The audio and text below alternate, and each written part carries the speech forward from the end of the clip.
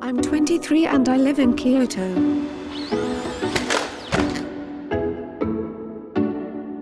But I think the development of full artificial intelligence could spell the end of the human race. Once humans develop artificial intelligence, it would take off on its own. Should we be fearful of artificial intelligence and the pace at which it's progressing? Or should we fear fear itself and the risk of it stifling innovation? It will not be man or machine. Our purpose is to augment and really be in service. According to a recent report published by researchers from the universities of Cambridge and Oxford, OpenAI, and the Electronic Frontier Foundation, there's an assortment of ways AI could go wrong, and in the not-so-distant future.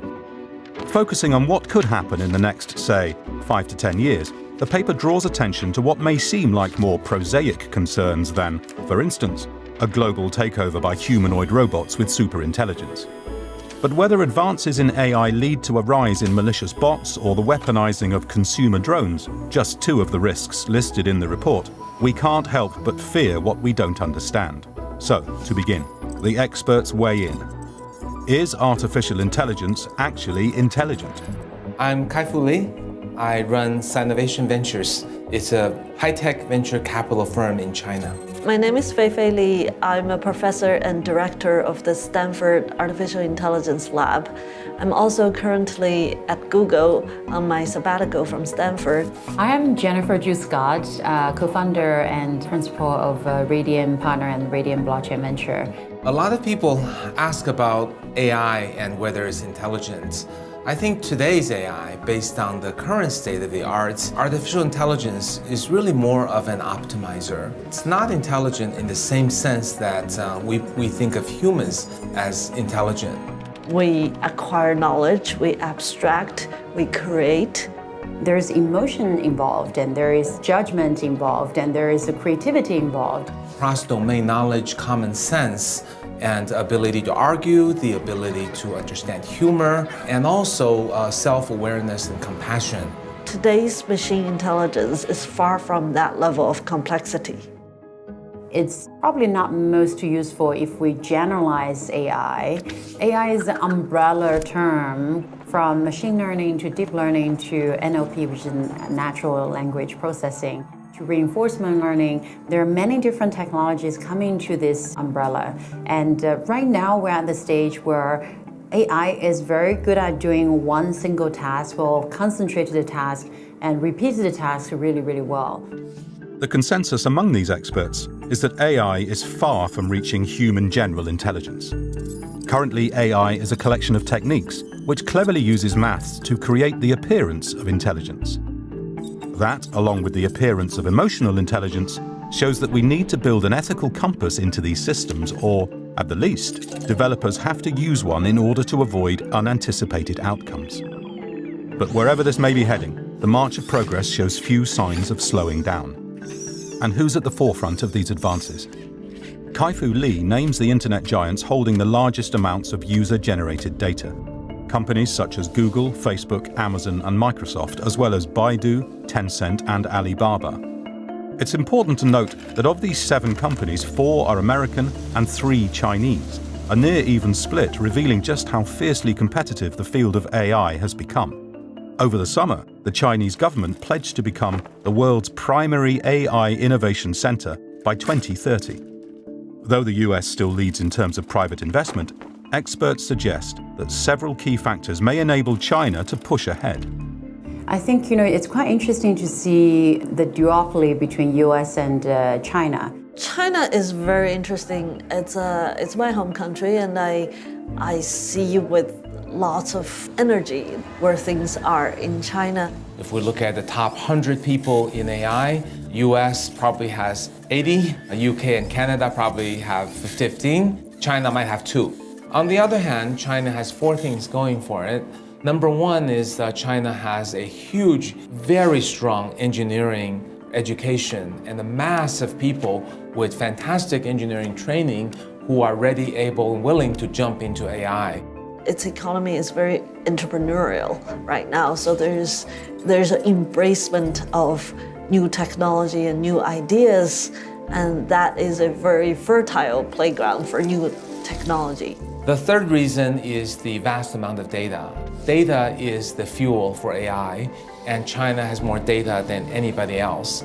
3 times more data because of 3 times more mobile users compared to the United States.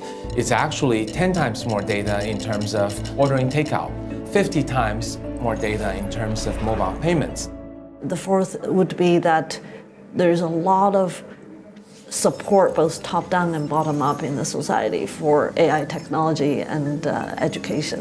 The government will put billions of dollars, not at the country level, but at the per city level, to help subsidize AI companies land, take off, and also bring back overseas talent. I think the two countries, no doubt, have become AI superpower, but they are two very different beasts. In US, we have companies like Boston Dynamics, DeepMind now is effectively an American company, and you have companies like, Hanson Robotics, etc. What they're producing is very inspiring, it's very futuristic. Some might argue it's slightly scary, especially with Boston Dynamics, when you see the robotics can do all this. At the same time, most of the people, including myself, we haven't really seen their products being used by everyone. And the difference in China is the engineers and developers in China are very practical. If what they're developing cannot be commercialized in the next year or two, they would not develop it. And then in the US, you see very advanced research being very well funded. That's probably going to be playing a dominant role in the next 10, 15, 30 years. One such American endeavour showing promise is being led by Rita Singh and her team of researchers at Carnegie Mellon. They're building AI-powered technology that analyses the human voice. Why? Because our voices carry a lot of valuable information. Indeed, so much information that Singh can construct a 3-dimensional image of a person's face by studying the voice alone. Your voice carries a lot of information about you, an enormous amount of information. Everything about your physical stature, your facial structure, your ethnicity, what's going on in your body, your state of health, state of mental health, physical health, your income levels. It captures everything that influences your body and mind and is evident in your surroundings. This information is embedded at very, very fine levels, micro levels in the speech signal. This technology, says Singh, could have many applications in medicine and is already being employed by law enforcement to help identify criminals. Not only would it likely reshape the future, but also perhaps the past. I was curious to know what made Hitler so powerful. Was it because he said the right things? He was at the right place at the right time? I think the speculation is that it might have been something in his voice. And so I picked up Hitler's voice, and the first thing I discovered that there were signs of Parkinson's. He would hold his fists clenched like this. That was to hide a small tremor that he had developed. And from that kind of evidence, people have speculated that he might have had Parkinson's. So what's the likelihood that he had Parkinson's? I think 100% from his voice. I've seen it in his voice. It's clear. How does the AI behind voice profiling fit into the big picture? With its incredible power and potential for misuse, this technology reveals the urgency in establishing best practices across the field. As the use of AI in criminal justice is just one of the ways in which injustice has been recognized, from the use of biased datasets. But returning to the original question of whether or not AI is on track towards achieving superintelligence, that remains to be seen. AI is such a young field. It's only about 60 years old from ground zero to where we are today. From that point of view, we have come a long way.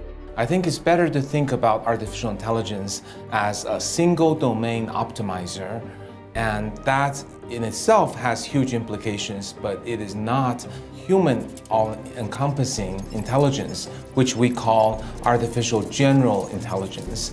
There's various disagreement and debate on whether artificial general intelligence is ever possible and how long it will take. I'm personally a pessimist on achieving that level of intelligence, but I am an optimist on even today's single domain narrow intelligence creating huge societal impact. Artificial intelligence is about learning and making the right decisions using what you've learned. We're at a point where we have the understanding now to do this, and therefore we are in the new AI era.